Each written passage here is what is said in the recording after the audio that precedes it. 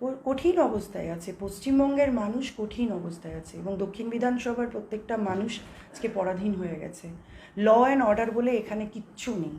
আপনারা দেখেছেন কালকের ঘটনা, এবং তার আগে স্বয়ং আমি একজন প্রার্থী হিসেবে যখন রাধা মাধবের মন্দিরে পুজো দিতে গেছি, সেখানে একদম ড্রাঙ্কেন অবস্থায় টিএমসির যারা গুন্ডা তারা রাস্তায় দাঁড়িয়ে অকথ্য ভাষায় গালিগালাজ করেছে এবং একটাই কথা বলেছে যে এই রাস্তা দিয়ে যাবেন না।